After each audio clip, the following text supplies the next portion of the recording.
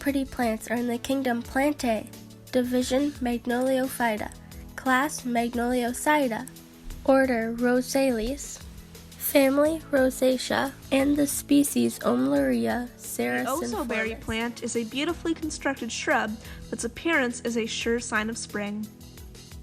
Their thin, bark-covered stems grow from the central root system rather than the trunk that will grow up to 5 meters tall. On their green-brown stems grow leaves, oval in shape, and will grow up to 3 to 5 inches long. The leaves will sprout a bright lime green, darkening in age and growth, and eventually becoming yellow in late summer. Soon after the first leaves, cream-colored flowers will bloom.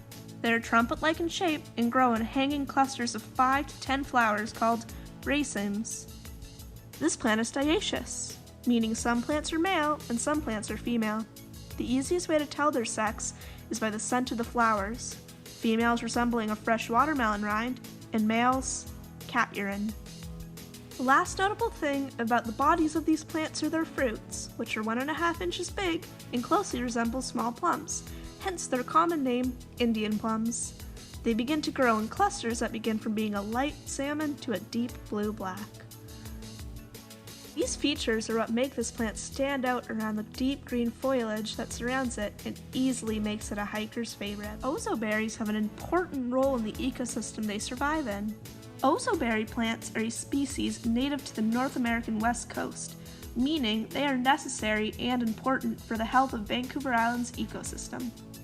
Because ozoberries are dioecious, they rely solely on pollinators to reproduce.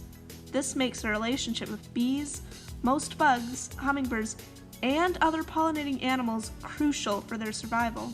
In turn, the pollinating animals feed from the nectar their flowers produce. The plants are almost never alone, living in large groups that take up large amounts of room. Kailey and I even came across a stretch of land that habit looked like 40 shrubs all together.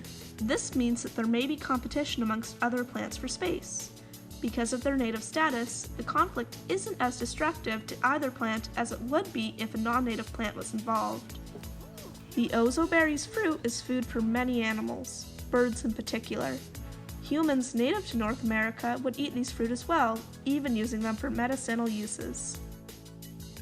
This is why they're known as Indian plums, after colonizers misinterpreted Native Americans as Indians. The ozoberry is an important player in the ecosystems of North America, providing food and shelter for countless species of animals. Want to find out about where to find these beautiful plants and some things you can do with them? Well, let me explain. The ozoberry is found on native to lowland wetlands forests, from British Columbia to California. Its habitats are rocky valleys, canyons by streams, roadsides, and moist to fairly dry open woodlands. The fruit looks like a small plum but is bitter with an almond flavor. When fully ripe, it loses most of its bitterness. The fruit can be dried and stored for winter.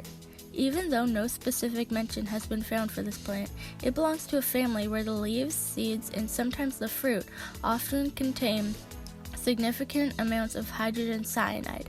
It is recommended that if eaten, it should be eaten in small amounts.